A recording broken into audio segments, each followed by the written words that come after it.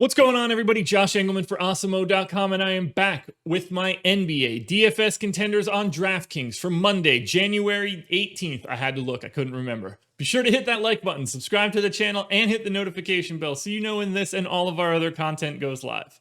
Follow me on Twitter at Josh Engleman so you can get updates to these sim results as we get closer to lock. And finally, let me know in the comments section who are your favorite plays for tonight's main slate.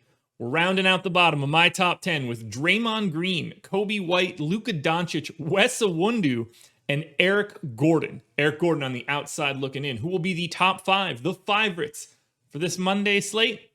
It's time to find out. Bear with me on this one. It's a wild slate. Number 5 is JALEN Brunson. He's expected to return from being out for a couple games.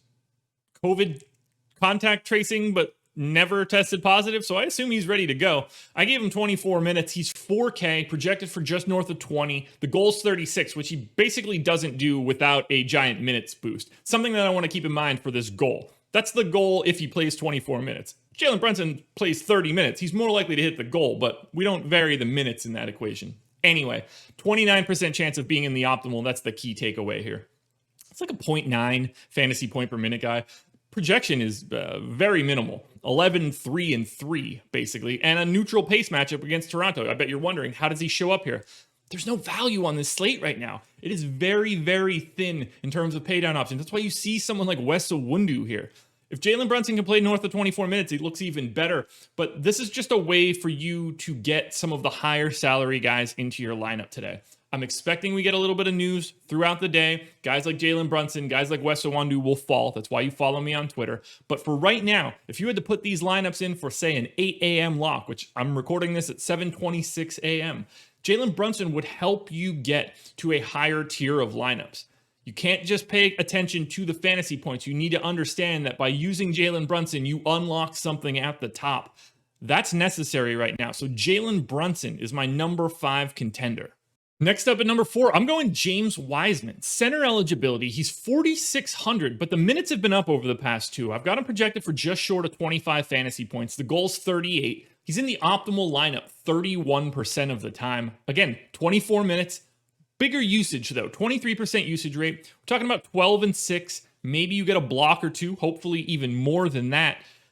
Tough spot against the Lakers, obviously. It'll look a little bit better against, say, probably Montrezl Harrell than it will against, I don't know, Anthony Davis. But James Wiseman's like a 1 fantasy point per minute guy, and he's a little bit cheaper than where his minutes say he is.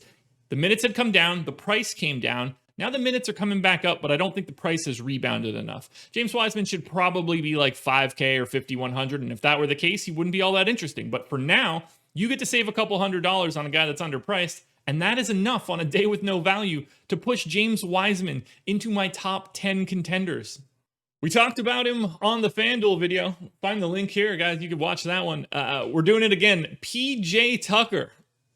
Power forward, center eligibility. That is a monstrous piece of this equation. The fact that he can be rostered at forward, center, power forward, center, forward, and utility, really, really helpful on a day like this. He's 4,500, projected for 22.5. The goal's 38. But he's in the optimal lineup 31% of the time because you need the flexibility. He's going to play big minutes. I've got him in for 34. He's going to do little else. 7.5 and 6 is the baseline projection. It's a huge pace up spot against the Bulls and a Bulls defense that you're not worried about. PJ Tucker knocked down a couple corner threes, maybe get a steal or two, which would be helpful. A block shot, if he falls into that, that would be great. Again, you're just using him as a conduit to pay up elsewhere. You use PJ Tucker to get to Luka Doncic. That's what you need to be thinking about here. As we get more value, Tucker is another guy that will fall down potentially off of this list. But if we don't get it, keep your eye on PJ Tucker. 4,500 is a decent salary for you to buy 34 minutes tonight. Alrighty, coming in at number 2, 4,800, DeAndre Jordan. Now, he only has center eligibility, but he's projected for 26. The goal's 38, and he's in the optimal lineup 33% of the time. He's the starting center for the Brooklyn Nets, and I think that he can play 28 minutes today or more. I would be surprised if he played less, barring foul trouble.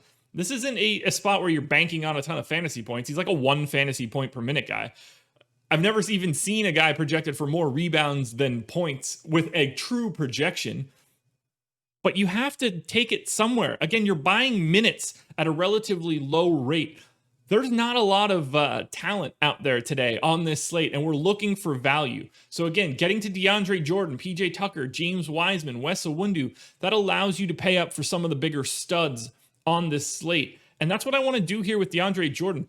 The paint should be wide open. If you've got Kyrie Irving, James Harden, and Kevin Durant on the outside of the floor, I'm guessing the rim is going to look pretty tasty. I love the idea of DeAndre Jordan in the pick and roll. He's going to be able to be fed by 3 elite basketball players. You don't need much out of DeAndre Jordan to be a value, and I think he shows up in the optimal pretty regularly. I think there's minutes upside. All of those things are enough to make DeAndre Jordan my number 2 contender for the day. Now, before we get to my number 1 contender, one last reminder, hit that thumbs up, subscribe to the channel so we can get to 50K by the Super Bowl, and follow me on Twitter at Josh Engleman. You don't want to miss these updates. I'm not on any shows today. The only way you can get them is through Twitter or our premium Slack. So come sign up, awesemo.com/join. I just realized I transitioned before I tip this one off, so you guys already know it's Christian Wood at the number 1 spot, 8,900, projected for 48, goal is 53, hits the goal and is in the optimal lineup 35% of the time. 34 minutes, usage boost because of John Wall being out. 1.4 fantasy point per minute guy because of the massive pace up spot against the Bulls. He's projected for 25 and 12. Christian Wood, no doubt about it. He is the number 1 play for this slate. Love paying up for him. Don't mind locking in that center spot. Between Christian Wood, DeAndre Jordan, and James Wiseman, I think you have fantastic options to rotate through your solo center spot. A lot of them are pay down options, but if you aren't wanting to pay down, Christian Wood is the guy you want to get to.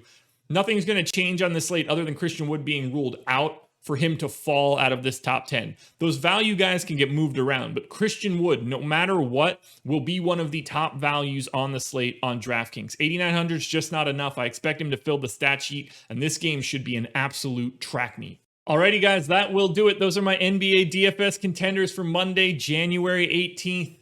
I will be back again tomorrow with another edition of the Contenders. So good luck today, guys, and I will see you again in the morning.